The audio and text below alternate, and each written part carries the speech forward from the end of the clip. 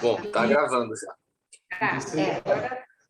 A gente vai ficar... Daí depois eu vou fazer um compilado, juntar aquela primeira parte com essa, tá bom? Então vamos entrar especificamente no assunto das finanças? Podemos iniciar? Sim, ok. Tá. Bom, nós vamos tratar as finanças, tem um capítulo do livro Engenharia da Graça que se chama Gestão Financeira. Nesse capítulo, eu explico alguns princípios que nós vamos explicar hoje. Primeiro, a gente vai entender que todas as vezes que Deus ele estabelece um testemunho, a Bíblia fala de um testemunho perfeito, ele precisa de 3 pilares. Sempre que Deus vai construir um testemunho, ele usa o elemento 3. O 3 é um número profético na Bíblia que simboliza um testemunho perfeito, né? E então você vê essa presença na própria Trindade, Pai, Filho e Espírito Santo. Quando Deus prepara a criação, ele fala que os luminares eram um testemunho perfeito da obra das suas mãos, e os luminares eram formados pelo Sol, pela Lua e pelas estrelas, né?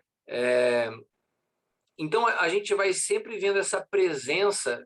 Quando Paulo fala sobre aconselhamento à igreja de Corinto, ele fala assim, traga mais 2 testemunhas, porque através de 3 você tem, então, o testemunho perfeito. Sempre que você vai estabelecer um testemunho perfeito na Bíblia, você vê a presença do número 3.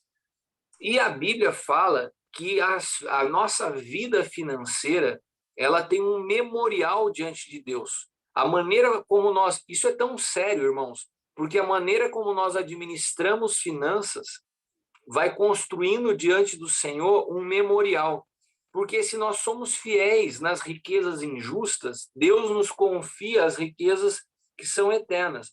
E às vezes as pessoas não entendem o que é esse versículo. A gente acha que à medida que nós somos espirituais, Deus vai nos abençoar financeiramente. É exatamente o contrário disso. À medida que nós somos fiéis na administração financeira, Deus nos confia riquezas eternas. Por isso que você vê muitas pessoas que são infiéis em seus dízimos, ofertas ou primícias, ou têm uma mente miserável, são pessoas que nunca crescem ou amadurecem espiritualmente, porque elas não cumprem um protocolo básico, que é ser fiel no que a Bíblia chama de pouco, porque as riquezas desse mundo, para Deus, elas são insignificantes, né? Elas só são uma maneira para que a gente possa alcançar riquezas que são eternas.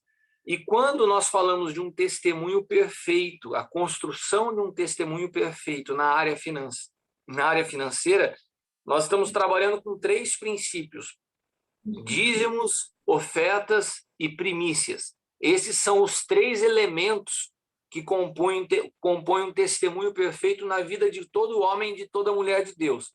Nós precisamos estar com a nossa vida financeira apoiada nesse tripé: dízimos, ofertas e primícias.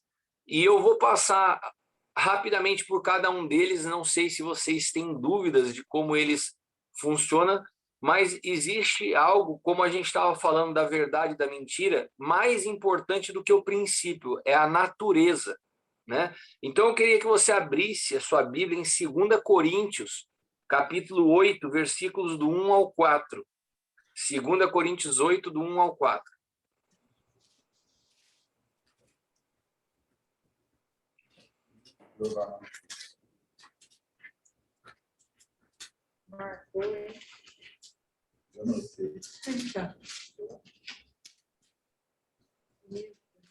Eu acho que eu mencionei esse texto no final de semana aí com vocês. Foi. Eu vou ler aqui rapidamente, tá bom? Da mesma forma, informamos a graça de Deus que foi dada às igrejas da Macedônia, porque nas grandes tribulações com as quais foram testadas, a abundância de sua alegria, sua profunda pobreza, abundaram nas riquezas de generosidade. Testifico que com prazer eles deram de acordo com a sua força, e mesmo além de suas forças, nos pedindo com muitos rogos que lhes concedessem o privilégio de participar desse serviço para os santos. Eu denomino esse texto, eu tenho uma aula que eu dou na nossa escola no EFATA que se chama Fator Macedônia, né? O que havia nessa igreja que fazia com que um povo que vivia profunda pobreza chamasse tanta atenção de Paulo ao ponto deles pedirem para contribuir, e fala que eles deram muito além do que eles podiam. Bom, uma pessoa que vive em profunda pobreza dá além do que pode, né? É uma coisa que parece que até contraditória, né?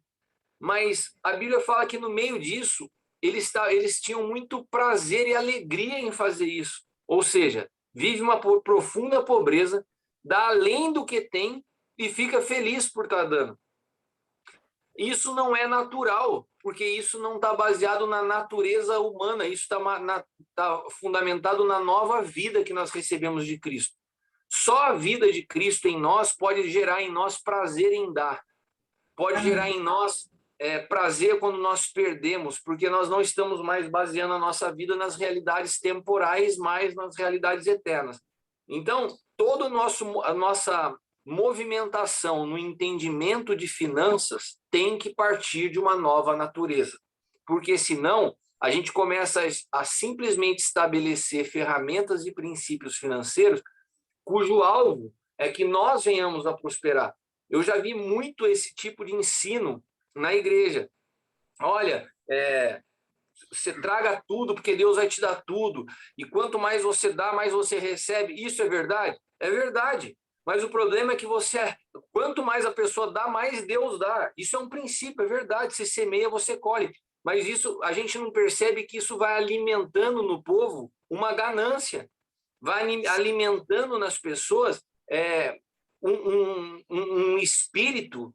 Na verdade, a Bíblia fala que nós somos atraídos pela concupiscência da nossa carne. Tem pessoas que começam a buscar Deus para enriquecer. E a riqueza ela é um canal, ela é um meio, não é um fim na vida de um cristão. Então, se nós não trabalhamos primeiro a natureza, você começa a estabelecer princípios e ferramentas que de fato funcionam, mas com o espírito errado. Irmãos, desde que o Senhor tem me conduzido no trabalho apostólico, a minha preocupação é fundamentar as igrejas da qual o Senhor me envia para viverem no espírito da verdade, para viverem em pureza. As suas motivações têm que ser corretas. Porque você pode utilizar um princípio com a motivação equivocada. E não tem jeito, eu até falava com a pastora Marina hoje à tarde sobre isso, não tem jeito de escapar de Deus. Um dia nós vamos prestar conta de tudo que fizemos e qual a motivação pelas quais fizemos. Então, dinheiro na nossa vida, ele não é um fim, ele é um meio. Eu vejo pessoas hoje trazendo os seus dízimos, as suas ofertas por medo. Ah, se eu não der o dízimo, o devorador vai destruir minha vida. Que mentalidade você se lidar com Deus a partir do medo? Isso é a diferença de uma criança e de um homem maduro, né? Com uma criança, você muitas vezes, para corrigir, você corrige pelo medo, que era a realidade do antigo pacto. Deus trabalhava com uma humanidade infantilizada. O antigo pacto é como o jardim de infância. O Antigo Testamento, as realidades visíveis, os milagres, eram necessários para apontar uma realidade espiritual. É como no jardim de infância você desenhar para a criança entender. Porque Deus falava de verdades eternas através de realidades visíveis. Agora, o novo pacto já são essas realidades eternas manifestas. Tanto que você não vê a ênfase de milagres no ministério de Paulo, como você vê no ministério de Jesus, porque Jesus caminhou sobre a face da terra no antigo pacto. O apóstolo Paulo já caminhou no novo pacto. A ênfase, o maior milagre que Paulo sempre enfatiza é a transformação do teu interior, não as realidades que se veem. E isso, na área financeira, é fundamental, que a gente possa tratar as finanças com uma mente espiritual. a partir de generosidade e não de solidariedade. Você sabe a diferença de generosidade e solidariedade? Pode falar. Olha só. Pastor, repete. Ai, fiquei arrasada hoje. Repete, porque Ele vai falar agora. metabolizar Ele começou a falar ainda. Espera ele falar. Vai lá. Meu Deus do céu, como é que eu dou conta disso? É importante a gente entender. A palavra generosidade, ela vem da palavra original dela, é aplotes, que significa sinceridade do coração, não egoísmo. É a palavra generosidade. Agora, um dos significados é não egoísta. Eu acho isso incrível, porque o antônimo de egoísta não é solidário, é generoso, né? A pessoa, quando ela não é egoísta, ela é generosa, não solidária. Por quê?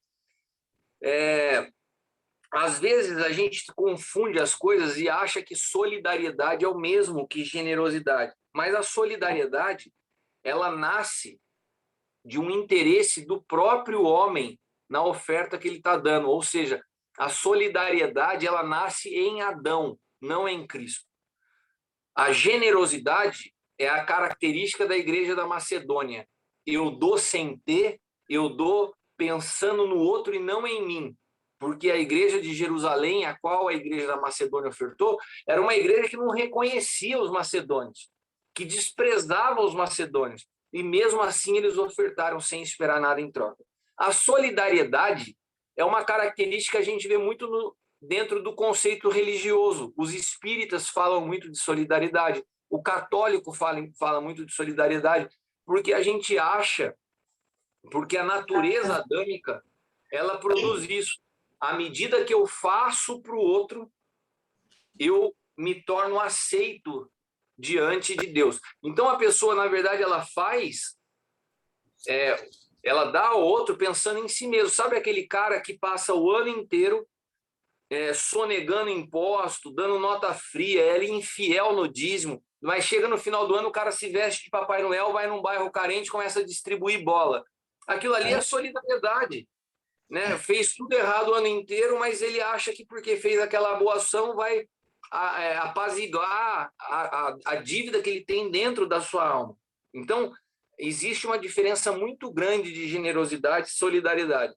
E eu queria pontuar algumas delas aqui. A generosidade é a pessoa dar em qualquer situação. Quando a gente desenvolve uma cultura de generosidade na igreja, não tem tempo ruim. As finanças, eu vi muita gente falando assim, as finanças da igreja caiu na pandemia porque o povo ficou com medo. Aqui na nossa casa, no Ministério Sonho de Deus, não teve mudança. Porque nós aprendemos a dar em qualquer situação. Não são as circunstâncias que determinam as nossas sementes, né? Quem é generoso, outro ponto, quem é generoso dá pensando no outro e não em si. Nós somos inspirados pelo Espírito e não por necessidade. Eu tive uma experiência uma vez no Chile, que eu desci do carro e uma senhora veio me pedir dinheiro e eu dei o dinheiro. O apóstolo Lucas Marques, que estava comigo, falou assim, ô Cristiano, foi o Senhor que te falou para dar? Eu falei, não. Eu pensei e dei. Ele falou assim, essa mulher, ela é cartomante, você está usando o seu dinheiro você está semeando de uma forma incorreta. E ali eu aprendi uma coisa, a gente não semeia a partir da necessidade do que nós estamos vendo. Toda vez que você vai semear, você tem que ser conduzido pelo Espírito Santo. Porque às vezes até na tua boa intenção você atrapalha, né? Quem é generoso não dá daquilo que resta, mas dá além do que poderia. Isso é uma coisa bem diferente de generosidade e solidariedade. O solidário é sempre assim, sobrou um pouco mais, ganhou muito dinheiro, ele pega o que está sobrando e dá. Ah, comprei um colchão king size, daí ele vai dar o colchão velho que estava na casa dele para alguém que está precisando. Isso é o solidário. O generoso não. Ele é capaz de ficar com o velho e comprar um novo para dar para outro. É um espírito totalmente diferente. Então, às vezes, você vê pessoas que estão na igreja fazem, mas fazem sempre através de um espírito solidário. Dá do que sobra, dá o pior, dá pensando sempre em si mesmo, não no outro, né? Agora, e tudo isso é uma característica da solidariedade.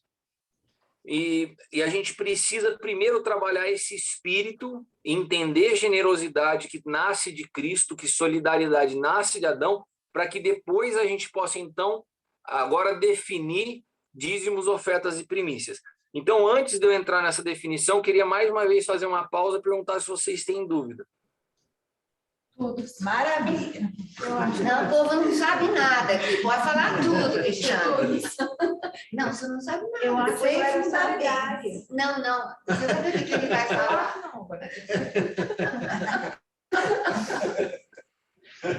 Tudo bem, carapuça tá servindo. Não, você vai ver. É tudo ignorante. não dá para saber se a gente tem dúvida ainda, porque a gente está metabolizando isso ainda. A gente Então tá, mas é que eu estou falando porque caso vocês quiserem me interromper, vocês podem me interromper. Então eu vou seguindo aqui, se for o caso a gente tira as dúvidas no final. Tá bom. Tá? Vamos abrir agora em Provérbios, capítulo 3, versículo 9. Provérbios 3, a gente é solidária e acha que tá abafando. Né? Exatamente, a gente é solidário e acha que está abafando. O áudio tá bom. Ouviu aí, mamãe? Ouviu bem? Ouviu? O dia que eu entendi. Foi a Roberta que falou, né? Não, a Bruna. Foi a Bruna. A Bruna. A Bruna?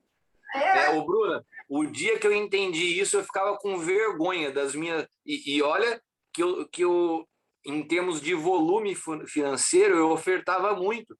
Né? A época que a construtora estava bombando, a gente ofertava apartamento, ofertava carro, mas eu ofertava daquilo que me sobrava. Então, para mim, nunca foi sacrifício. E você vê quando Jesus estava do lado do gasofilácio no templo, que as pessoas vinham, e a Bíblia fala isso, e davam do que lhe sobrava, até que vem a viúva pobre, e da moedinha que ela dá, Jesus fica admirado com a oferta dela, porque ela deu tudo que ela tinha. Então, às vezes, a gente se engana pela quantidade que a gente dá. Essa é a mentalidade do solidário, mas a gente sempre dá do que sobra. É difícil você chegar diante do Senhor, diante de uma oportunidade de finanças, e você dar tudo que você tem. Você normalmente retém. E aqui eu quero que a gente pare para entender um princípio. Todas as vezes que Deus trata de finanças, Ele está tratando com relação à honra. Ele está tratando com relação à honra. E Ele está tratando com relação a pessoas e não instituições. Quando Malaquias fala, trazei todos os dízimos à casa do tesouro para que não falte mantimento, é totalmente diferente a palavra mantimento de manutenção. Mantimento diz respeito ao sacerdote que vivia naquele tempo. Manutenção teria sentido se fosse falar do templo, fazer a manutenção do templo. E às vezes a gente quer convidar as pessoas a trazerem o dízimo e fala assim, olha, tragam seus dízimos, porque tem o aluguel da igreja para pagar, tem a conta de luz, vocês têm que ajudar. Não é esse o princípio. Não, O princípio não é a manutenção do templo. Fala isso. Hã? Qual é o princípio? Não, ele vai falar, calma. Ponto acelerado. Vamos lá, Provérbios 3, 9. Honra ao Senhor com os teus bens. Honra ao Senhor com os teus bens e com as primícias dos teus frutos.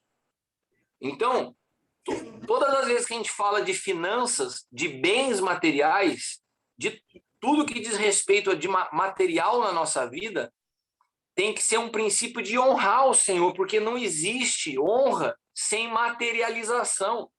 Eu não posso falar que eu honro alguém só no campo da palavra, porque eu invisto naquilo que eu acredito. Então eu falo assim, um pastor que caminha comigo há 10 anos e fala assim, eu honro a vida do apóstolo Cristiano, ele transformou minha vida, mas o cara nunca deu 1 centavo de dízimo. Isso, quando fica no campo da palavra, não há honra, porque a honra ela só é honra quando ela se materializa. O Senhor fala o seguinte, Honra o Senhor. Como? Dando glória a Deus, aleluia? Não. Honra o Senhor com os teus bens. Honra o Senhor com os teus bens. Então, a maneira de você manifestar a honra, ela tem que se materializar, né? E por isso a honra está conectada à palavra generosidade. Não existe alguém generoso sem dar. Ah, eu sou super generoso de coração, mas eu nunca dei uma semente. Não existe. A honra e a generosidade são duas amigas que andam de mão dada. Amém? Amém. Amém. Não, por isso que ele não queria abordar o assunto de finanças. Eu falei, não, eu quero que já do começo já aborde ao assunto, porque todo domingo tem. mas todo domingo a gente já não quer mais falar errado, né? E você sabe uma diferença da honra e da solidariedade? A solidariedade, ela nasce de um espírito manipulador, porque a intenção do solidário é atrair atenção para si mesmo, é obter favor, é gerar uma dívida de favor no futuro, né? E quando a gente vê o texto de Ananias e Safira, é muito interessante, porque eles viviam um momento da igreja que eu denomino ambientes de honra. Quando você está convivendo num ambiente de honra e você tenta caminhar manipulando, o que seria manipular um ambiente de honra? Aquela igreja de Atos, a Bíblia diz que eles davam tudo, eles vendiam seus bens e traziam aos pés dos apóstolos. Ananias e Safira, eles queriam fazer o seguinte: eu quero estar no mesmo nível dos caras, só que eu não estou afim de dar tudo. Então eu vendo a propriedade, retenho parte e falo que eu estou dando tudo para andar no mesmo nível. Isso é manipulação. E manipulação traz morte. É isso que nós precisamos entender. Manipular, tentar enganar, é tentar dar chapéu em Deus um negócio desse, né? Você, num ambiente onde sobe muito o nível de honra, quando alguém entra em desonra, ela fatalmente vai morrer, né? Morrer espiritualmente. Então, quando nós começamos a andar com pessoas que têm um alto nível de pureza, de verdade, de renúncia e de generosidade, ou a gente acompanha, né? Ou se afasta ou tenta manipular. É isso que nós precisamos gerar na igreja, uma cultura, não daquilo que a palavra que eu falo no culto de domingo, mas através deles observarem que isso é algo comum entre vocês, entre nós. Isso faz parte da vida daqueles que caminham juntos no caminho da vida, são pessoas generosas, que partilham a partir de uma... Eu não tenho jeito de caminhar com esse povo se eu não for generoso também. Você começa a estabelecer uma cultura de generosidade, né? A gente vê lá em 2 Reis que aquela mulher, né, que 2 Reis 4, 8 ao 36, uma mulher, ela reconhece, ela honra Eliseu e ela materializa essa honra construindo um quarto para o profeta. Ela faz questão de preparar um lugar na casa dela para receber o profeta, dar comida para ele. E a partir dessa prática de honra, o profeta fica encafifado. Ele fala assim: o que eu preciso, o que eu posso fazer por essa mulher que tanto me honra? Por quê? Porque a honra, ela produz, ela ativa no mundo espiritual a necessidade de recompensa. Guarde isso. Toda honra ativa a recompensa. Quando esse profeta começa a ser honrado, ele fala assim: não, eu preciso fazer algo por essa mulher, né?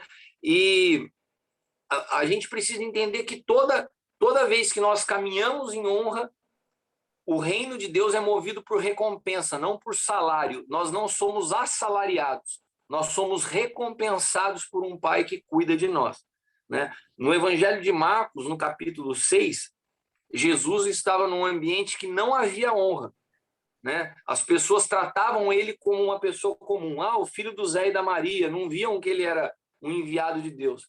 E por causa dessa atitude de desonra, diz a palavra que ali Jesus não pôde operar muitos milagres, porque a honra, ela construi um ambiente de favor e graça.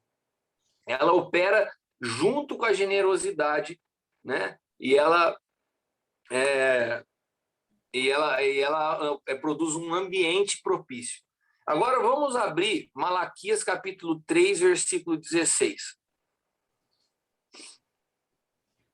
Agora eu vou começar a construir o fundamento, então, para a gente entrar em dízimo, oferta, primícia. Malaquias 3,16 diz assim: aqueles que temeram ao Senhor falaram frequentemente um ao outro, e o Senhor atentou e ouviu. E um memorial foi escrito diante dele para que os temerem o Senhor e para que se lembrassem do seu nome. Então, aqui, eu estou trazendo um fundamento do que eu falei lá no começo, que as nossas vidas financeiras constroem um memorial diante de Deus, né? E nós estamos falando de um testemunho perfeito. Eu vou passar agora rapidamente por alguns textos. 1 João 5,7 fala assim: porque 3 são os que testificam no céu, o Pai, a Palavra e o Espírito, e estes 3 são um. E aqui a Bíblia vai falando vários itens. Quando Deus cria o homem, ele constrói o homem formado de corpo, alma e espírito. Também por causa desse testemunho perfeito, né? O texto que fala de Paulo aos Coríntios é 2 Coríntios 13:1. Esta é a terceira vez que vou ter convosco. Por boca de 2 ou 3 testemunhas será confirmada toda a palavra, né?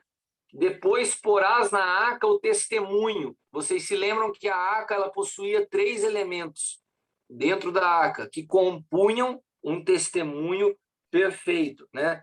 Era na arca da aliança, que tinha o maná, a vara de Arão e as tábuas da aliança. Eram 3 elementos.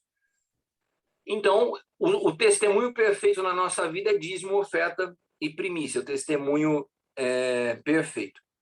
E quando a gente fala de dízimo, nós precisamos entender que o dízimo ele não começa na lei. O dízimo ele é mencionado na Bíblia, em Gênesis 14:20, quando Abraão ele dizima na vida de Melquisedeque. Abraão não dá o dízimo dele num templo, Abraão dá o dízimo dele na vida de uma pessoa, porque dízimo sempre teve ligado a ambiente de cuidado, proteção e a pessoas, não a instituições. Então preste atenção, porque agora a gente começa a estabelecer alguns princípios, né? Quando a gente fala de Melquisedeque, a gente está falando de uma linhagem sacerdotal. Melquisedeque não era uma pessoa, Melquisedeque foram vários sacerdotes que compuseram uma linhagem sacerdotal até Cristo. Existe alguns historiadores judeus, são livros históricos, não inspirados, mas históricos, que falam que o Melquisedeque, o sacerdote dessa linhagem, na época de Abraão, era um filho de Noé. Foi o filho de Noé que era uma figura de paternidade para Abraão. E Abraão vai depois daquela guerra e dizima todo ele deposita todos os seus dízimos aos pés do filho de Noé, que era quem tinha o discipulado, que era o seu sacerdote, né? Porque isso aponta para Cristo. Então, quando a gente vai caminhando ao longo da história, nós vemos que o dízimo ele não tinha diretamente uma conexão com a lei, porque isso é uma realidade que muitas pessoas tentam linkar para desconfigurar o dízimo no novo pacto. Só que quando perguntam para Jesus, Senhor, com relação aos dízimos das hortaliças, dos dízimos da nossa colheita, Jesus falou para eles assim, olha, vocês devem fazer isso sem abolir aquilo, ou seja, mantenham o dízimo de vocês. Só que tem uma coisa, só que tem uma situação no novo pacto. O dízimo era lei, o dízimo era um princípio assim que para um povo que não entendia a dimensão espiritual. Vocês estão vivendo uma outra realidade. Então, se a justiça de vocês não exceder a dos escribas e dos fariseus, ela não passa de trapo de imundície. Então, quando a gente olha para a Bíblia e a gente vê as pessoas falando assim, o dízimo acabou na antiga aliança. Se você fala isso, observando com verdade as escrituras, eu posso até concordar com você, porque de fato ele acabou, porque na nova aliança o dízimo se torna um patamar que a gente tem que exceder. Se você fala assim, olha, eu não concordo com o dízimo, porque eu dou 15%, 20%, acho que dízimo é uma realidade da antiga aliança. Beleza. Agora, se você exclui do teu entendimento bíblico o dízimo para dar menos, então você está tentando diminuir o nível de revelação que você vive para ir aquém do que os judeus faziam. Você está indo completamente fora da palavra. Então, nós precisamos decidir, como todo cristão tem que decidir, em que sistema vai viver. Se vai viver no novo pacto ou no antigo? Porque as pessoas fazem uma mistura, uma mescla, à medida que lhes interessa, né? E, então, alguém falou alguma coisa? Não, concordamos.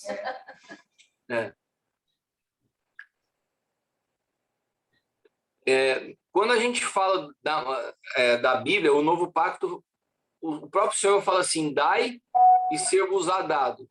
Já quando a gente vê essa natureza miserável alimentada por Mamon, o espírito dessas pessoas é o contrário. Olha, retenha tudo que você puder, né? Então, a natureza de Cristo faz você dar e você sabe que você vai receber. Agora, quando você está preso por um espírito de Mamon, você pensa assim, eu tenho que reter tudo que eu posso porque pode faltar. Isso é miséria que já tomou conta da sua vida. E eu vou falar uma coisa para vocês. Eu vivi dias de muita abundância e vivi dias de muita escassez. Nenhum desses cenários interferiu na minha maneira de semear. Eu aprendi, assim como Paulo, a viver no pouco ou no muito e não permitir que as circunstâncias determinassem as minhas sementes. Pelo contrário, nos momentos em que passei mais dificuldade, eu procurei ser ainda mais preciso em como semear, porque você só rompe realidade financeira, você só sai de uma estagnação financeira semeando. Não adianta você querer fazer jejum, oração no monte para mudar a sua vida financeira se você não semeia. Vida financeira se rompe, se transforma semeando, não é orando. Você pode orar, você pode pôr o seu joelho no chão e ficar uma semana em oração, mas se você não abre a sua mão para semear, a sua vida financeira não muda.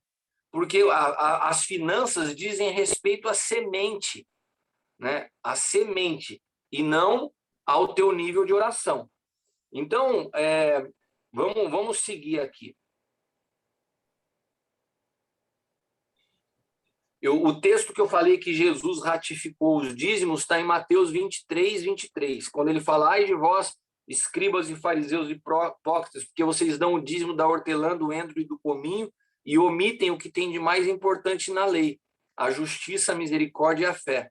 Estas coisas devem fazer sem omitir aquelas. O que Jesus está falando aqui para eles?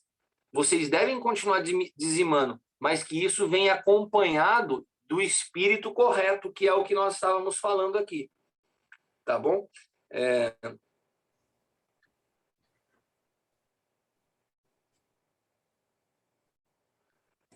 Tem também um texto, deixa eu ver se eu acho aqui, calma aí. Só um minutinho. Vou ver se eu acho para vocês aqui.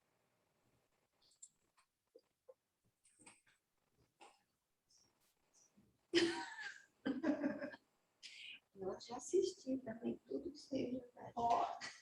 Me perguntou. Já tá aqui, vou passar para vocês, né? Muito bom.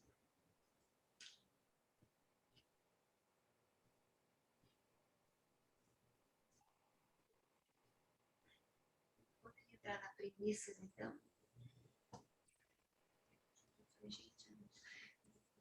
Então, um assunto. Nossa, precisamos falar muito, não precisa falar agora. Nós estamos com um probleminha. Nós precisamos. Hein? Eu sou solidária.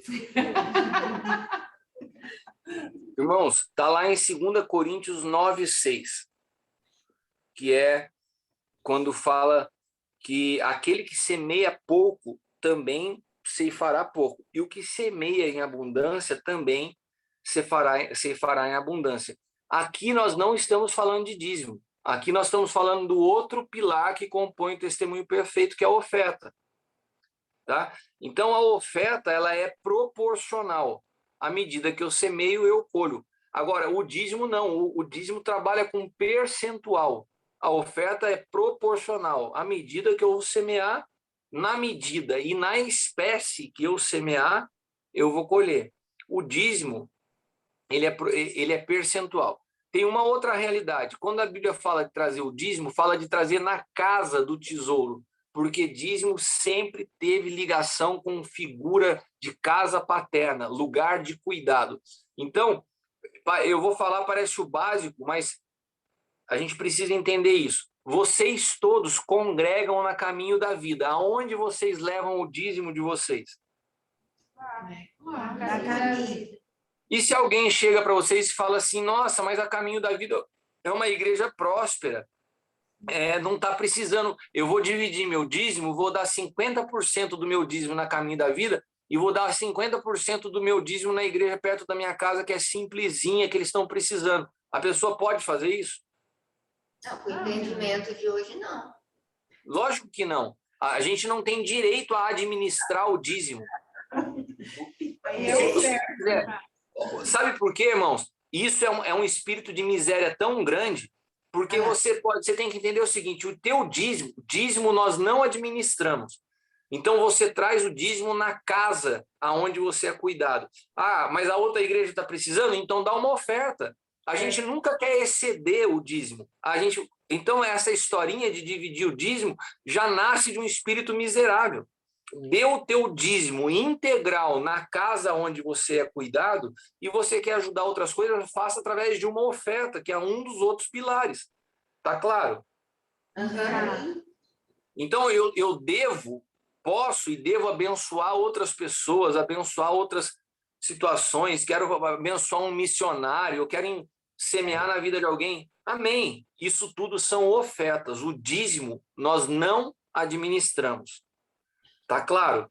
Tá claro. Sim. E outra coisa também que eu ensino para os pastores que são pastores de presidentes, pastores que estão à frente do ministério.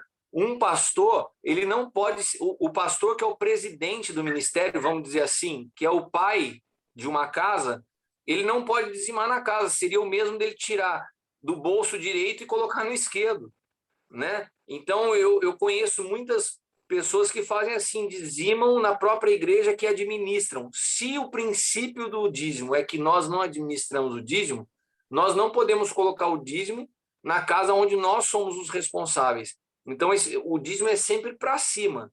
Vocês todos dizimam nessa casa porque todos vocês são cuidados pela pastora Marina. Agora, a realidade da pastora Marina é outra. Assim como a realidade dos pastores que caminham comigo é outra. Isso tudo eu estou falando de dízimo. Tá claro? Claro.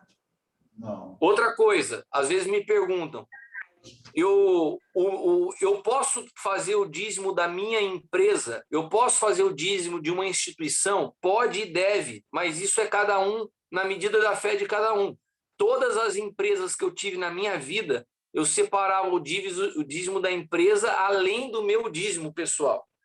Eu administro hoje uma escola que é o Efatá. É uma escola que é um braço de ensino do Ministério Sonho de Deus. Toda a receita do Efatá, eu dizimo no Sonho de Deus. Ou eu dizimo também em outras instituições, mas o Efatá no Sonho de Deus que está ligado. Mas, por exemplo, a Leila, minha esposa, administra um projeto social que se chama FAP, né, Fundo Apostólico para a Educação. A gente ajuda crianças a estudarem e a mantermos nos estudos até a formação da faculdade. É um projeto lindo. E todo recurso que entra no projeto, a Leila separa o dízimo. Então, nós podemos e devemos, mas isso não é uma coisa que eu ensino se a pessoa pergunta se ela quer fazer. Posso dar o dízimo da minha empresa? Pode. Posso dar o dízimo da igreja, instituição? Pode.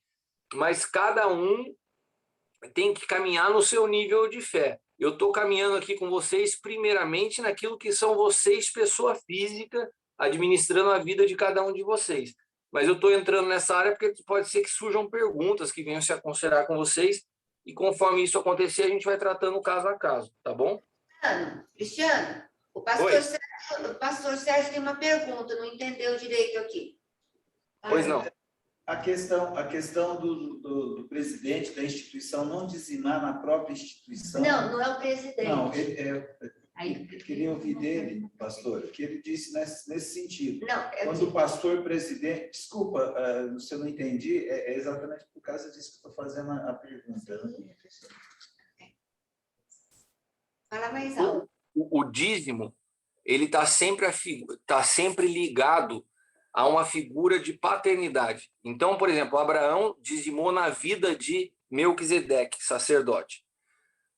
Quando nós trazemos o dízimo à igreja, nós estamos trazendo o dízimo numa casa onde nós somos cuidado, porque o dízimo você não pode administrar. Vamos dizer, eu pastoreei muito tempo aqui em Taubaté uma igreja, né? Sozinho, era uma congregação do Ministério Sonho de Deus. Eu vou te dar um exemplo, César, de algo que eu fiz há algum tempo da minha vida de forma equivocada. Então, o que eu fazia? Ao invés de mandar eu era o pastor daquela igreja. Ao invés de mandar o meu dízimo lá no meu pastor, lá na sede, a pessoa que cuidava de mim, eu dizimava na congregação que eu estava cuidando, porque eu já usava o meu dízimo, que era um bom dízimo na época, para fazer um monte de coisa na igreja que eu queria fazer. Então, eu comprava equipamento de som, tudo. Para mim, era muito conveniente. Eu administrava o meu dízimo naquela igreja para ajudar aquela igreja. Eu não via nada de mal. Minha motivação era correta, mas está errado, porque o dízimo você não administra. Se vocês são pastores que caminham na casa, caminho da vida, não tem nada de errado, porque vocês estão debaixo do cuidado da pastora Marina. Agora, a pastora Marina dizimar na própria casa onde ela administra, isso seria um princípio errado, dentro do que nós ensinamos. E hoje, dentro de um pensamento comum entre a maioria dos líderes e pastores que a gente conversa, isso é um entendimento claro, o dízimo é sempre para cima. O dízimo está sempre relacionado à figura que cuida. Então, numa casa paterna, todas as pessoas que são filhos desse lugar devem dizimar no lugar. Agora, o pastor, não. O meu pastor, o apóstolo L, o dízimo dele não é no Ministério Sonho de Deus. O apóstolo L dizima no apóstolo Gustavo Lara, que é quem cuida da vida dele. Então, o dízimo é sempre na figura de cuidado. Eu não sei se foi claro. Não, foi claro que é bem nessa visão da casa paterna. Que é isso. A casa paterna. Algo que ainda nós não somos, que nós estamos implantando essa visão, né, Da casa paterna. dessa paternidade espiritual. Que agora que nós estamos começando. Isso. Vocês estão iniciando.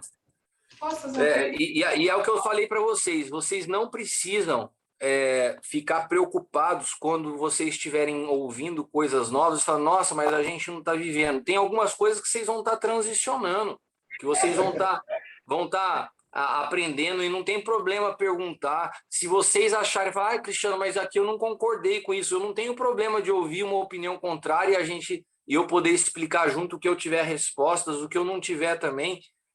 A gente está aqui para servir vocês, não é para impor um pensamento, não é para fazer descer nada goela abaixo, a gente está construindo algo junto. Eu quero que vocês tenham muita liberdade, tá bom? Entendi. Apóstolo, posso perguntar? Pode. Eu entendo, o que eu entendi que veio assim, ficou muito forte para mim tudo isso que você falou, é que isso tem que ser, a raiz disso é a honra.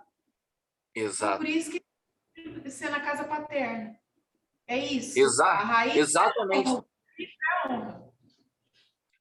Eu acho que a gente chegou a ler aquele dia junto lá, Malaquias, no capítulo 1. Lembra? Eu acho que na conversa do sábado eu falei sobre isso. Foi.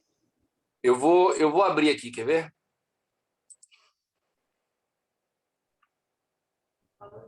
É por isso que é uma mentalidade. Malaquias capítulo 1, vamos ler junto com calma, porque no sábado eu falei isso para responder para alguém, mas vamos ler com calma aqui, ó. Malaquias capítulo 1, versículos 6, 7 e 8. A gente falou isso daí. 6 e 7. Foi isso. Foi sábado, aquele dia que nós falamos de honra, pastor. Exatamente. Veio a palavra honra aquela hora. E ele falou. Eu ia ministrar. Então aqui diz assim, ó, o filho honra o pai. De novo, volta a palavra honra. E vocês se lembrem, Malaquias está construindo aqui um princípio. O que Malaquias está ensinando? O que Deus quer nos ensinar nesse livro? Que quando ele fala de finanças, dízimo, oferta e primícia não está ligado. Antes de dízimo, oferta, primícia tratar de dinheiro, está tratando de honra. São princípios de honra. Então ele fala que o filho honra o pai e o servo o seu senhor. Se eu sou o pai, aonde está a minha honra? A gente já leu vários textos aqui, inclusive, que o Senhor fala assim, honrai com a primícia da sua renda, com os seus bens, porque Deus, ele como pai, ele precisa ver que nós o honramos através de como nós materializamos isso. E é então, profético. Oi? É profético. Exato. E por isso nós temos uma prática natural entre o que nós chamamos de pai espiritual, entre uma casa paterna e a igreja local, porque ali é onde a gente exercita isso de forma profética. Amém. Se eu sou o Senhor, aonde está o temor? Diz o Senhor dos Exércitos, a vós, sacerdotes, que desprezam o meu nome. E vós dizeis, em que nós temos desprezado o teu nome? Vocês oferecem sobre o altar pão imundo e dizeis, em que te havemos profanado? Nisto que dizeis, a mesa do Senhor é desprezível. Todas as vezes que você traz uma oferta do que está te sobrando, todas as vezes que você traz qualquer coisa, coisas velhas, coisas que te sobram, você está demonstrando para Deus que a mesa do Senhor, ou seja, o ambiente dessa casa espiritual que você serve, é desprezível para você. Daí ele complementa aqui no versículo 8, fala assim, porque quando ofereceis animal cego para o sacrifício, isso não é mal? Quando ofereceis o coxo ou o enfermo, isso não é mal? Ora, apresenta-o ao teu governador, porventura terá agrado em ti? Ou aceitará ele a tua pessoa, diz o Senhor. Aqui, o Senhor não está falando de um princípio da lei. Aqui o Senhor está falando o seguinte, se você chega para um governador, para um líder, para um CEO de uma empresa, e você vai dar aqui estava falando de um animal que era presente bom na época, né? Mas vamos imaginar, você vai chegar, você comprou um cachorrinho de estimação, um bulldog francês, vai dar lá para o seu diretor da empresa, e você leva um cachorro com o olho furado, com a perna quebrada. Você acha que é um presente que você está honrando uma pessoa que é importante para você? O Senhor está falando isso para a gente. Quando vocês trazem do que sobra, quando vocês trazem de qualquer jeito, vocês desonram. Vocês desonram. Então, todo o princípio de dízimo, oferta ou primícia está ligado à honra. Tá claro? Muito claro. Bom, vamos em frente. Eu falei um pouco do dízimo, falei da oferta, eu vou falar da primícia, né? Outra coisa, o dízimo, irmãos, a Bíblia fala para que não falte mantimento. O mantimento que tem também a ver com alimento, que no novo pacto, o nosso alimento espiritual é o mesmo de Cristo. O fazer a vontade do Pai, é a própria palavra. Então, quando você é infiel nas finanças, aquele outro texto que eu li, você passa a ter uma escassez desse alimento espiritual. Você fecha a torneirinha das finanças, Deus fecha a torneirinha da revelação. Uma coisa está ligada na outra. Pessoas imaturas espiritualmente podem ter certeza que são infiéis financeiramente, né? Isso é clássico, né? Agora, não construa um princípio de dízimo baseado no medo. Tem pessoas que falam assim, eu dou o dízimo porque senão o devorador vai vir na minha casa. porque senão eu vou perder. E não construa esse princípio, porque existem situações que o próprio Deus toca na nossa vida. E a pessoa daí não vai entender, ela vai assim, nossa, foi situações que eu passei, eu sempre fui dizimista, eu sempre ofertei muito e passei por processos de perda, mas não era o devorador que me tocou. Muitas vezes Deus nos permite passar por situações para nos ensinar através de todas elas. Então a gente precisa tirar, concentrar o entendimento de finanças através de honra e não como medo ou simplesmente cumprimento da lei. Né? O dízimo e a oferta está claro para vocês? Ah, ok. Tá. Se lembra que eu estou só fazendo um apanhado, vocês vão ter um material completo que vai dar mais embasamento para vocês depois, tá bom? Agora, o que eu acredito que seja mais diferente, vamos dizer assim, que provavelmente vocês possam ter mais dúvida, é a primícia, né? Eu quero achar aqui o texto para a gente entrar na primícia para poder finalizar e abrir para vocês. Calma aí. Bom, abra a tua Bíblia em Romanos 11:16.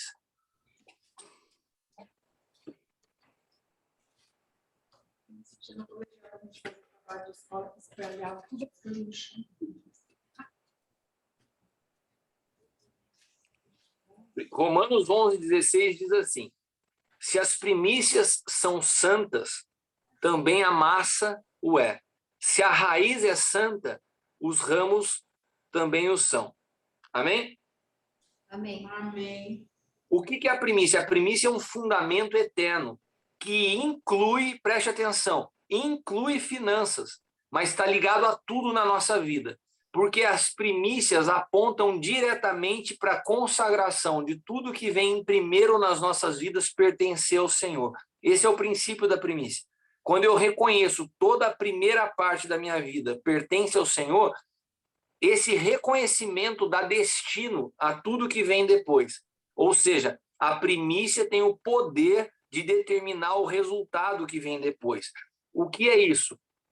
Por exemplo, você pode consagrar o primeiro momento do teu dia. Você pode oferecer ao Senhor uma primícia de adoração. Você pode oferecer sua juventude, o melhor tempo da tua vida como primícia ao Senhor. Então, a primícia, ela tem o poder de determinar o restante. 1 Coríntios 15, 20 e 21 diz assim: de fato, Cristo ressuscitou dentre os mortos e foi feito a primícia dos que dormem. Porque assim como a morte veio por um homem, também a ressurreição dos mortos veio por um homem. Adão não foi o primeiro homem criado por Deus? Adão era a primícia da criação. Quando ele morreu, todos morremos com ele, porque existe um princípio de primícia. Jesus é a primícia da nova criação. Ele é o primeiro a experimentar como homem a natureza do Espírito. Então, a ressurreição de Jesus abre espaço para que todos nós possamos ressuscitar com ele, porque Jesus carregava o poder de uma primícia. A primícia determina tudo que vem depois. Esse entendimento de que a primícia é a primeira parte e determina o que vem depois, isso vale para todas as áreas da vida, não só para as finanças, inclui finanças, mas a primícia é um assunto incrível. A gente pode pegar um dia, um tempo, falar só sobre isso. Mas eu quero explicar para vocês alguma coisa. Por exemplo, quando Deus cria céus e terra, o que vem primeiro, o céu ou a terra? Céu. Por quê? Porque através do céu, vindo primeiro, o Senhor já estabelece que ele queria que a cultura do céu invadisse a terra. É um princípio de primícia, né? Então ele faz o céu primeiro, porque assim no céu, assim como é no céu, esse princípio vem na terra, né? E nós ainda temos uma visão de um evangelho aonde nós queremos ir morar no céu e Deus quer que o céu venha se estabelecer na terra. Então a gente tem um conflito de interesses, né? Porque enquanto Deus quer manifestar o céu na terra, a gente quer abandonar a terra e quer ir morar no céu. Mas isso daí fica para outro dia. né? Mas o princípio da primícia, ele está ligado à prioridade, ao que vem primeiro na nossa vida, né? As nossas prioridades, elas são como primícias, né? E a primícia, quando ela entra no aspecto de finanças, ela tem uma função diferente do dízimo e da oferta, né? Eu quero ler com vocês um texto de Levítico 23, versículos 10 e 11. Fala aos filhos de Israel e dize-lhes: quando houverdes entrado na terra que eu vos hei de dar, fizerdes a sua colheita, então trarás um molho das primícias da vossa cega ao sacerdote, e ele moverá o molho perante ao Senhor para que seja aceito. No dia seguinte ao sábado, o sacerdote moverá. Agora vamos ler o versículo 20. Então o sacerdote moverá com o pão das primícias por oferta movida perante o Senhor, com 2 cordeiros santos serão o Senhor para uso do sacerdote. Então, a primícia era uma oferta específica, que eram os primeiros frutos, a primeira colheita, era apresentado na mão do sacerdote, que balançava diante do Senhor para que pudesse ser aceita, e ela tinha um princípio diferente de qualquer outra oferta, ela era uma multiplicação sobrenatural. A oferta, eu acabei de falar com vocês, que toda semente de oferta, ela produz na mesma espécie e proporcional ao que semeou. Não foi o que a gente leu? Se semeou pouco, colhe pouco. Semeou muito, colhe muito. A primícia é diferente. A primícia tem um poder de multiplicação sobrenatural, né? Quer ver? Deixa eu pegar um texto aqui que fala. 2 Reis, capítulo 4. 2 Reis 4, versículos 42 ao 44. Um homem veio de Baal-Salisa e trouxe ao homem de Deus pães das primícias, 20 pães de cevada, espigas verdes na sua palha, e disse: dá ao povo para que coma. Porém seu servo disse: como hei de pôr isso diante de 100 homens? E disse ele: dá ao povo para que coma, porque assim diz o Senhor: comerão e sobejará. Então, pois diante, comeram e ainda sobrou, conforme a palavra do Senhor. A primícia, ela tem um poder de multiplicação sobrenatural, né? É diferente da oferta, né? Outra coisa, a primícia, ela produz libertação. Vocês se lembram que o povo estava lá escravo no Egito e era uma praga atrás da outra e o faraó não libertava o povo, até que Deus toma para si todo o primogênito dos egípcios, todo o primeiro. Ele tomou aquelas crianças como primícia, e aquela oferta de primícia que Deus tomou para si. E tem gente que fala assim: nossa, mas o Deus do Antigo Testamento era um Deus mau. Por que mau? Aquelas crianças estavam fadadas a morrerem longe de Deus, porque elas eram crianças que eram filhas do povo egípcio, que não tinham nenhum tipo de fé em Deus. E para Deus, o Deus trabalha com a morte diferente que a gente. Quando Deus toma aquelas crianças, ele toma para si. Aquelas crianças foram salvas. E aquelas crianças foram tomadas como uma oferta de primícia. Apesar de ter produzido dor nas famílias lá dos egípcios, ela produziu libertação para o povo de Israel. Foi através da oferta daquelas crianças que foram sacrificadas, porque ali tinha um princípio embutido, que é o princípio da primícia. Toda oferta de primícia produz libertação. Quando a gente... Provérbios, capítulo 3, versículo 9 e 10, de novo, fala assim: honra ao Senhor com os teus bens, com a primeira parte dos teus ganhos. Aquele texto que a gente leu, né? Se encherão de os teus celeiros e transbordarão de vinho os teus lagares, né? Caim e Abel, também, Caim trouxe da terra uma oferta, enquanto Abel trouxe a primícia do seu rebanho, né? Agora, tem algumas instruções práticas da primícia que são diferentes das outras ofertas. A primícia não é uma oferta rotineira. Na parte financeira, irmãos, a primícia não é que nem o dízimo que você dá todos os meses, que é a oferta que você deve dar todos os meses. A primícia é uma oferta que ela tem que ser em ocasiões, em situações específicas, né? Quando o povo trazia primícia no Antigo Testamento, na época da colheita, era a festa das primícias, era a festa das colheitas, a primeira colheita era entregue ao Senhor. Hoje, nós fazemos aqui no Ministério Sonho de Deus, todo mês de janeiro, a nossa festa das primícias, né? Porque é o primeiro mês do ano, é uma maneira da gente utilizar esse princípio para consagrar todo ano ao Senhor. O primeiro mês do ano nós fazemos a festa das primícias. E nessa festa das primícias, nós trazemos uma oferta específica. Ela é diferente de uma oferta usual, né? Como eles traziam a primeira colheita, e nós hoje não vivemos mais de uma economia agrícola, a gente tem entendido que uma oferta de primícia que seja compatível com a nossa realidade econômica hoje seria, por exemplo, a nossa primeira semana de trabalho. Então, a gente consagra a primeira semana de trabalho como primícia ao Senhor. O que seria isso? Para alguém que ganha um salário, vamos imaginar, de R$2.000, seria R$500, né? É um quarto do teu mês.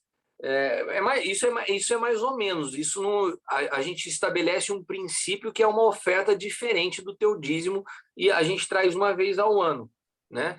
Agora, tem um outro princípio na primícia. Todas as vezes que um fato novo acontece na sua vida, você recebeu um aumento de salário.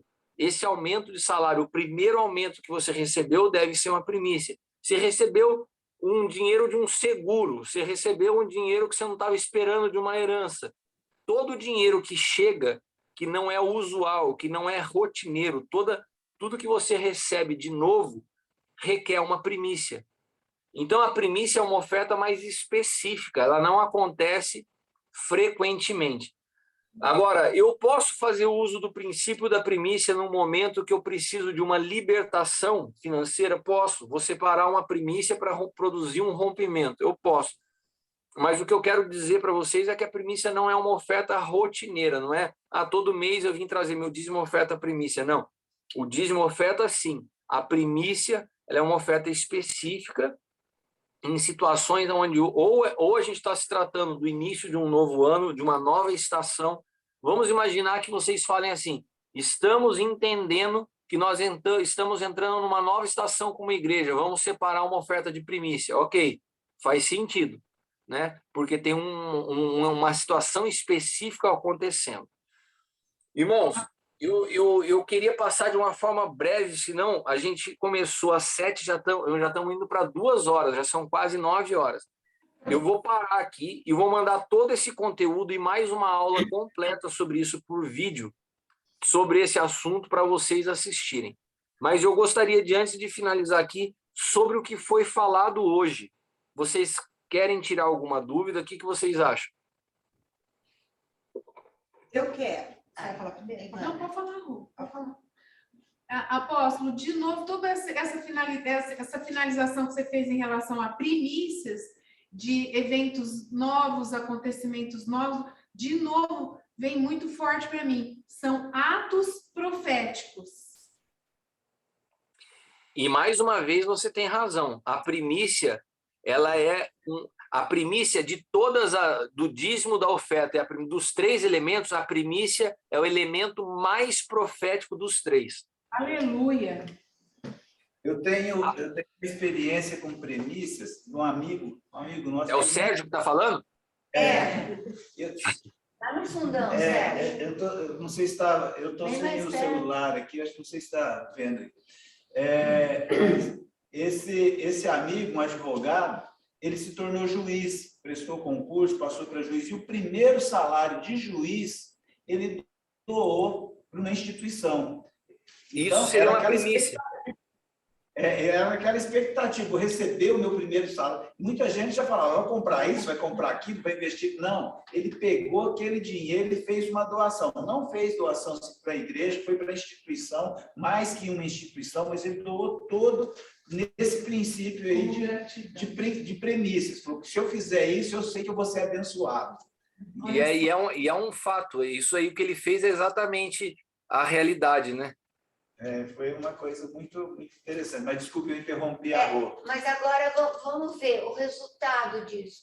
Houve, no caso espiritual, toda primícia ela tem uma libertação, né? Isso. Ela tem uma consequência. Houve uma consequência? Eu não acompanhei, eu não acompanhei a vida acompanhou. dele, mas eu lembro desse fato. Com Ah, tá. certeza deve ser É. uma experiência. O apóstolo, tanto o dízimo como a oferta, como a primícia, são princípios do reino de Deus, correto? Correto. Então, por exemplo, no caso do Sérgio, desse exemplo do Sérgio, não importa se a pessoa é cristã ou não é cristã, ela está estabelecendo uma primícia no mundo espiritual, mesmo ignorante. E isso vai acontecer. O Danilo, é uma colocação interessante, porque assim, a primícia não funcionaria para essa pessoa dentro do atributo de uma primícia, mas do atributo de uma oferta. Porque a Bíblia fala o seguinte: tudo aquilo que você semeia, você colhe, né? Então, esse cara, ele foi generoso, ele separou o primeiro salário para uma instituição de caridade, beleza. O princípio que o Sérgio trouxe dentro do que a gente está explicando como primícia, ele é válido, porque seria uma primícia. Mas a primícia, ela tem um pré-requisito, ela tem que passar pelo sacerdote, porque ela é ao Senhor. Então, no caso dele, tem alguns elementos que não compõem a primícia. Ele não deu ao Senhor. Ele tinha um entendimento correto. Então, aquilo ali funcionou para ele como uma oferta. Sim, mas Eu fiz questão de citar que não foi para a igreja, Sim. ele não era de igreja. Sim, eu entendi, Sérgio. O teu exemplo foi perfeito. Agora, é legal dentro do que o Danilo está falando, porque é o seguinte, eu vou dar um exemplo para vocês. Eu fui uma vez ministrar numa igreja no México, e a placa de sinalização de trânsito estava escrito, eu nem lembro o que era que estava na placa, uno por uno. Tinha uma placa escrito uno por uno. Eu parei na rua, falei, cara, o que é uno por uno? Né? E passei reto, velho. Depois, quando eu cheguei na casa do pastor, eu falei assim, o que é uno por uno? Ele falou assim, é um carro de cada vez, né? Vem um de um lado, depois vem o outro.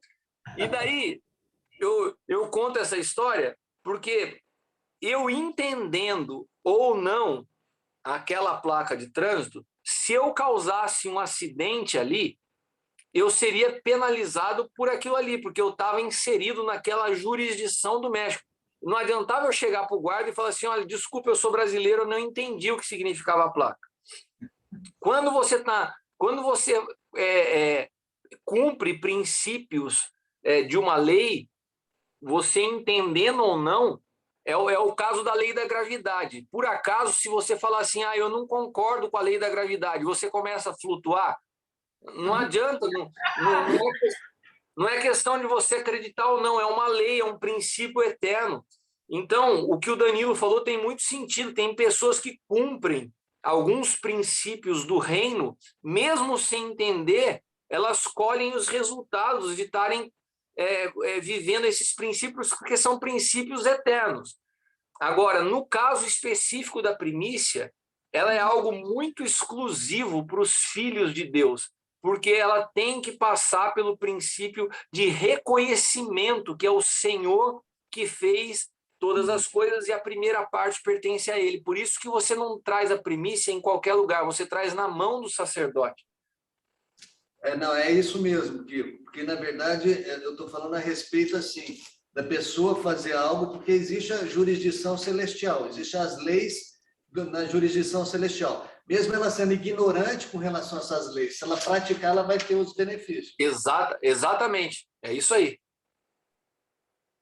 Deixa eu falar? Pode. Por exemplo, eu tenho a minha empresa, né? Tenho o meu, no fim do mês eu fecho e faço a minha retirada. Então, dízimo, oferta, isso tudo eu entendi. Aí vem um dinheiro extra, um negócio que aconteceu extra, que é fora a minha rotina, não tem nada a ver com o trabalho, veio por outro lugar. O tamanho dessa primícia é algo que eu recebo do Espírito, ou porque, por exemplo, não é porcentagem, não é proporção. Entende? É algo... Quem está falando é a Rô?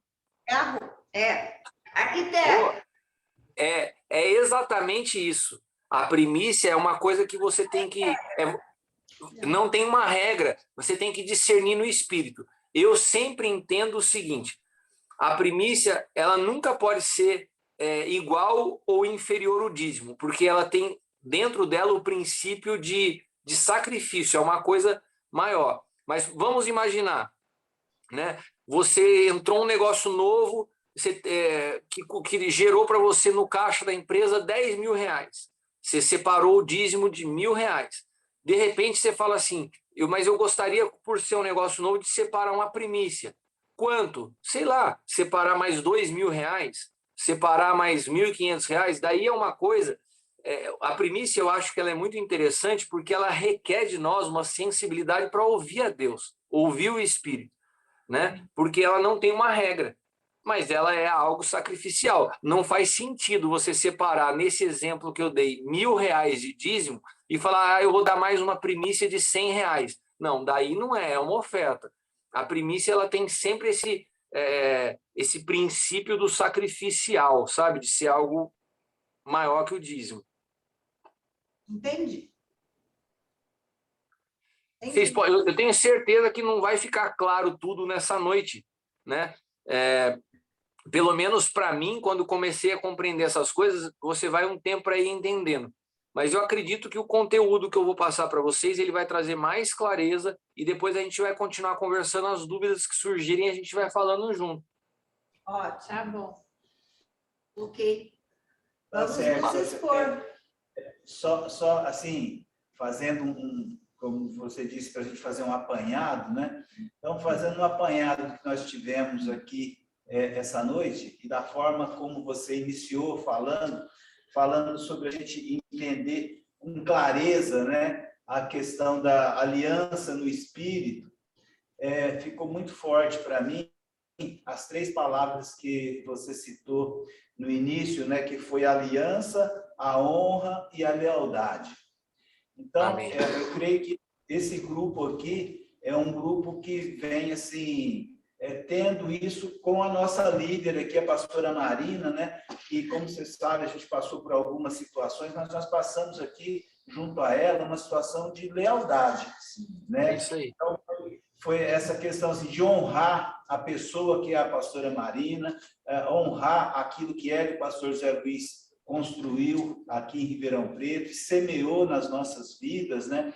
Então, a gente vê assim que tudo aquilo, aquele que se insurgir contra ela ou contra eles, então esse grupo aqui realmente está muito aliançado com ela, que nós estamos assim, inclusive já aconteceram algumas coisas que pessoas que não demonstraram essa lealdade, que saíram do nosso meio de uma forma até assim, um pouco veemente da nossa parte, né? A pastora Marina sabe do que eu estou falando, de quem eu estou falando, de como as coisas aconteceram, mas isso que fique muito claro nessa nossa relação, da nossa fidelidade à pastora Marina, ao pastor Zé Luiz, em que pese está na situação que ele está, mas ainda que ele não possa cuidar da pastora Marina da forma como ele cuidava, nós estamos aqui como verdadeiros baluartes, que nós estamos aqui como defensores de todas as coisas, guardiões aqui. Guardiões, é verdade. E em cima de oração, e a gente, para deixar bem claro isso, o que representa esse grupo aqui, né?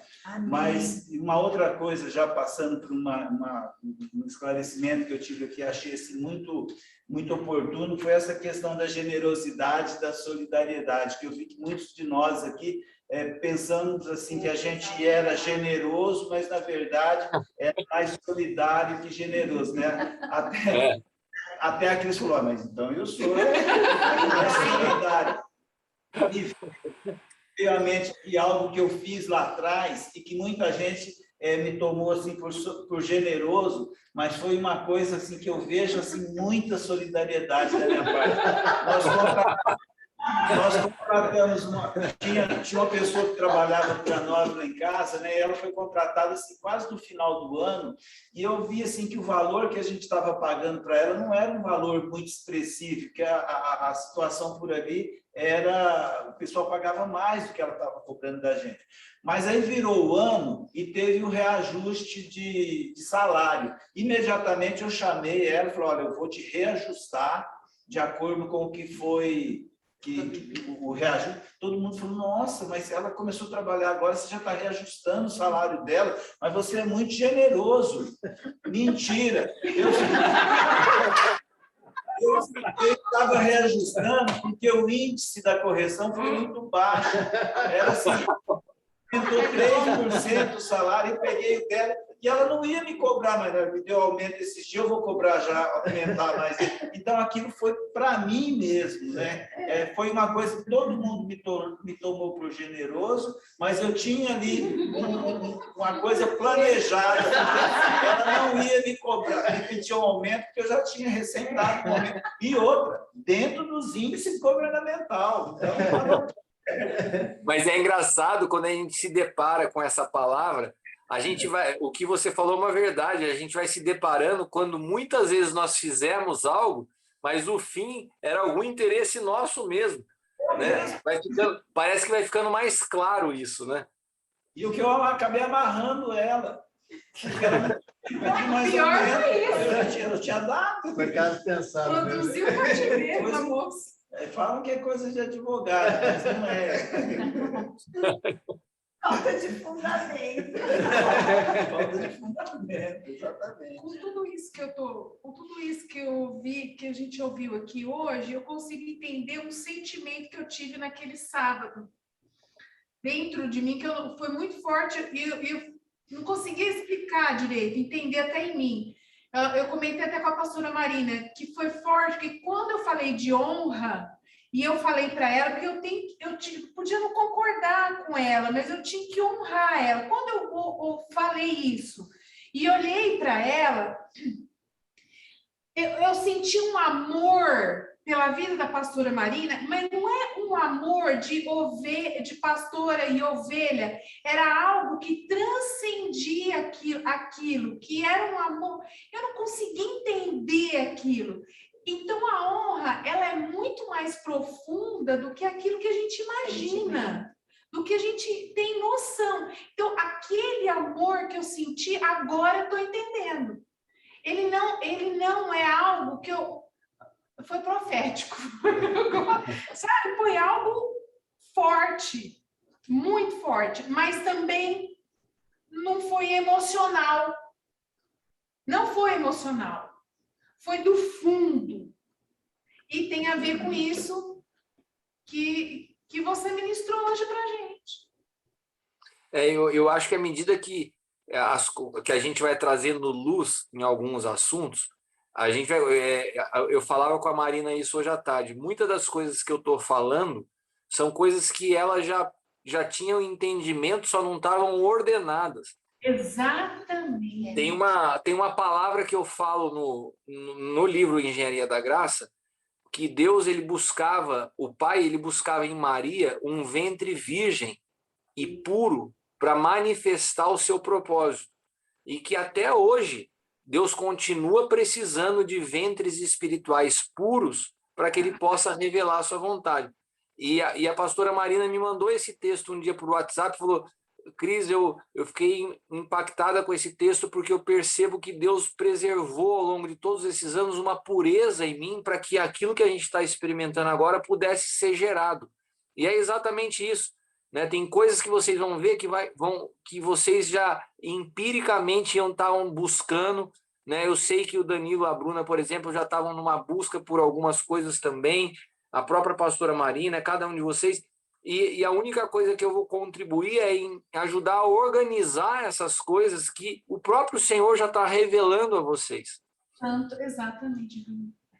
Amém. Exato. Glória a Deus. Então, mas por isso que eu falo, é um momento de muita alegria, de muita leveza, e de muita revelação. Eu acho que isso, por exemplo, que a própria Ivana está sentindo, é algo que o próprio Espírito vai estar ensinando, não é? Então, por mais que você esteja alinhando, redirecionando, o Espírito vai estar falando com todos nós, com todos. Exato. Não é? Então, eu acho que ele tem pressa até de fazer alguma coisa.